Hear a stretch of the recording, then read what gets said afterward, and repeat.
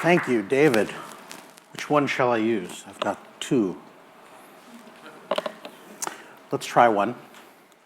Yeah, right, good, excellent. So a little bit about my company, and then we'll talk a little bit about the path that led me there and some of the lessons that I've learned along the way using some of the things that we make as illustration. So first of all, who are we? Well, we're a group of engineers, scientists, artists, designers. We've got a molecular gastronomist chef. We've got people who've worked on tall ships, rigging, and all kinds of really sort of exotic backgrounds, and we like that interdisciplinary connection. We consider ourselves experience wranglers. We have been called the League of Extraordinary Nerds. That was Fast Company, thank you. And we've also been called a drinking club with an art problem. I think it's actually more apt. But we're also responsible, of course, for the video that opened up the session, the video for OK Go, for their song This Too Shall Pass. We had the honor of working with them for that, and it was an absolute pleasure. And so we've built a lot of these things, these Rube Goldberg machines. The statistics on that one machine that you saw that led us off, it had 89 different kinds of interactions, many multiples of a lot of those interactions. It took us 85 takes to shoot that video over the course of 2 days, and we successfully completed the machine 3 times. In that time. We destroyed 2 pianos and more than 10 TVs along the way. We went to Home Depot, the hardware store nearby, about 100 times, and we lost 1 high-heeled shoe, and I think a former speaker, Heather Knight, who was helping us on the project, got her high-heeled shoe screw-gunned into the machine when she left it unattended, and one of the engineers thought it would make a great trigger. In fact, it's in the machine, and you can see it if you look carefully. It took us more than 3 months ultimately to build that machine. It was quite an undertaking, but a thrill. So we'll talk a little bit about Rube Goldberg machines, and if you pardon me, the Heath Robinson machines here. They're really wonderful machines, and I think they're very illustrative of a lot of things in life, and we'll talk a little bit about that. But first, I want to just touch on quickly the typical development process. Of course, this is a very commonly known process. You plan, execute, evaluate, adjust, and then you iterate. At SynLabs, we do things a little bit differently. Of course, we plan and we execute, and then we first evaluate. Is something on fire? No.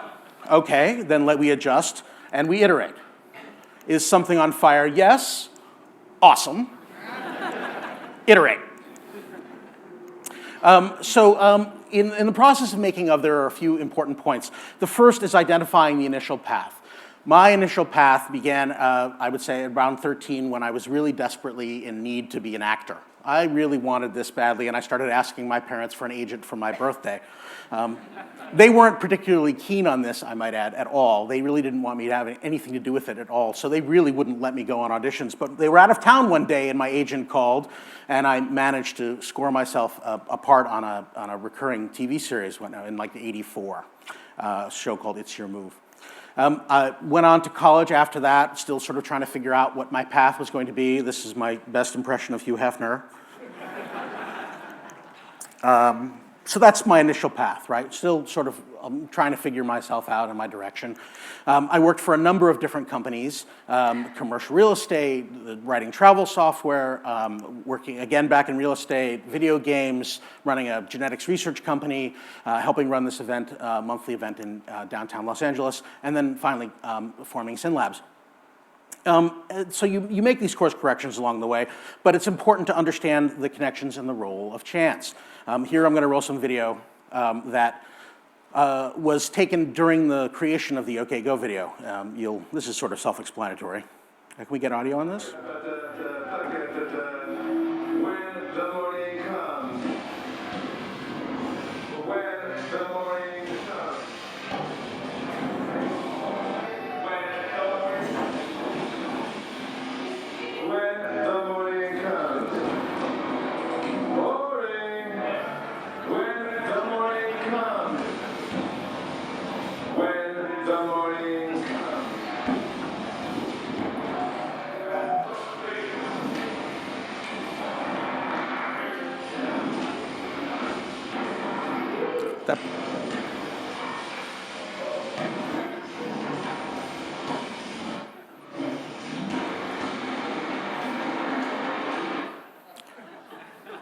So that's by the way, if you saw the like stuffed animal on a stick, that was our shark, and we were jumping the shark. It's a groaner, I know. Okay, here's another one.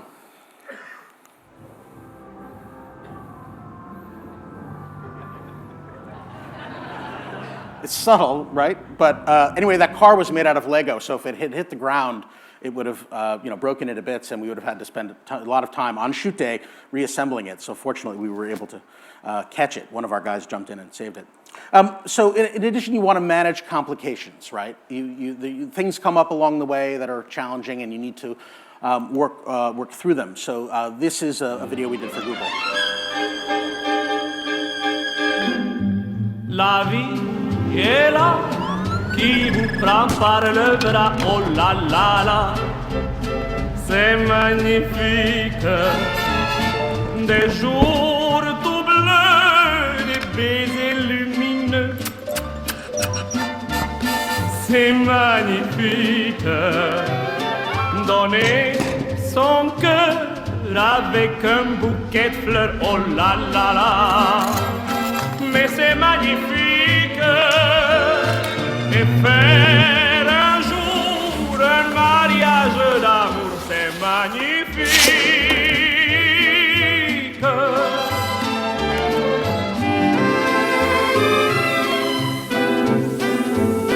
Oh la la la, c'est magnifique avoir de cœur pour faire un seul bonheur, oh la la la, mais c'est magnifique, s'aimer d'amour à Paris pour toujours, c'est magnifique.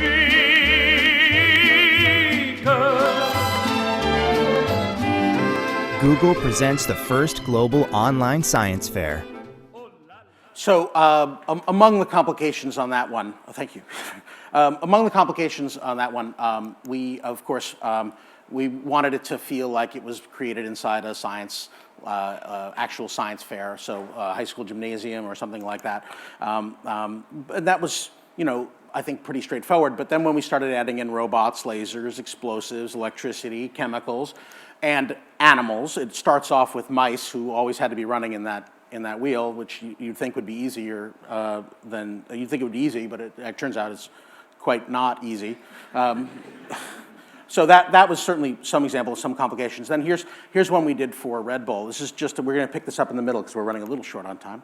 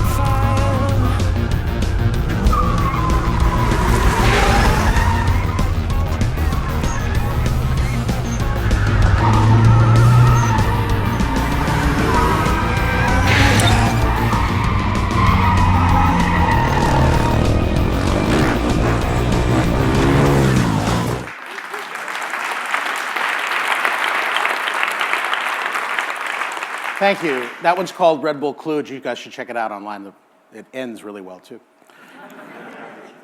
So complications with that machine, of course, were many, but just to highlight a few important points, it was a Rube Goldberg machine, pardon me, Heath Robinson machine with people, and that adds a whole additional layer of complexity when you bring in a human element. I mean, we can manage as much as we can for the machine components and accommodate for Mother Nature and all of the vagaries of physics, but once we start adding a human element, especially when they're doing feats of pretty superhuman skill, it definitely adds some nervousness to us all, especially when you consider that we only had 5 hours to shoot.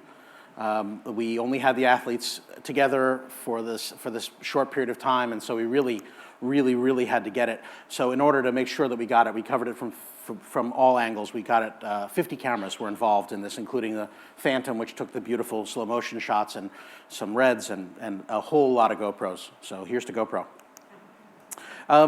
Going away, I think, a little bit from building Rube Goldberg machines is this thing we did for Die Hard Battery.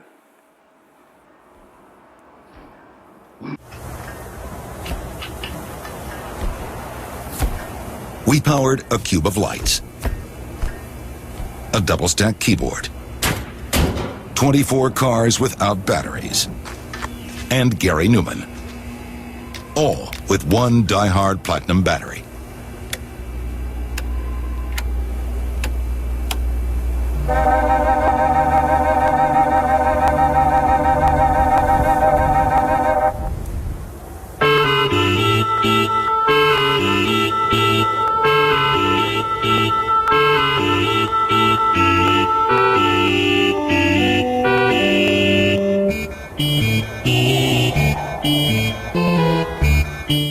I won't make you sit through the second verse.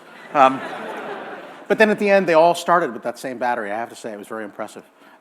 Complications with this, of course, that they were 24 different cars, and so the wiring was a challenge. Each car was a new discovery for us, everything from really old Chevy Novas to brand new Lexuses. Each one had a different way to turn on and off the lights, to turn on and off the horn, to turn on and off the engine. So it was really a very complicated thing, and a little more complicated because it was a 2-hour drive from the middle of the desert where we were shooting this to the nearest auto parts store.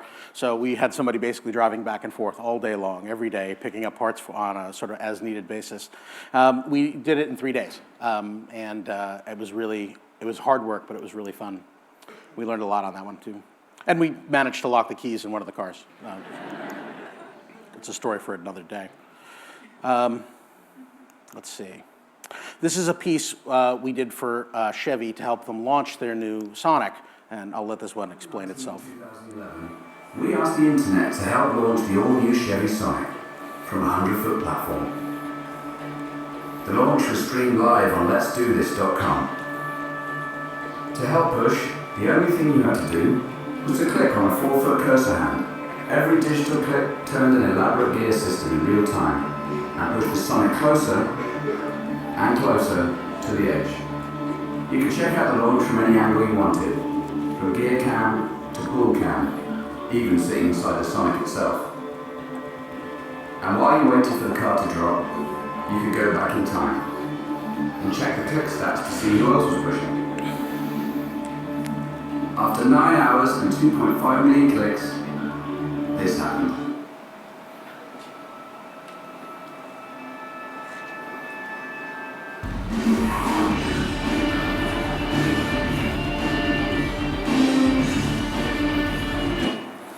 Okay, so complications of that one were many, and I'll move through them quickly. We were 100 feet up on a tower of our own design, which obviously anytime you're working above ground adds complication. We were streaming live simultaneously from 6 different cameras with internet interactivity, so it was a two-way communication, which always adds a lot of complication. And then, of course, the bungee jump itself, which only had a 1.5% margin of error. We had to hit the water, we couldn't hit the ground. It was only 3 feet deep, 100-foot drop, not a lot of room, And, bungee cords change with temperature, their stretch changes with how long they're sitting there. We're doing all this crazy sort of voodoo math, and fortunately came up with an answer that worked for us. To sort of wrap up this idea a little bit, of course, at the conclusion of all of these projects, you want to celebrate all your victories. This is us after concluding the OK Go video. Immediately before this, I'm covered with paint because I just got it in the kisser from our paint cannons. It was sort of a reward, if you will, for a job well done. I get to get covered in the same paint. Sometimes though the victories are celebrated a little differently. This is me sleeping in the center of Times Square after being up for 3 days on another job. That happens sometimes.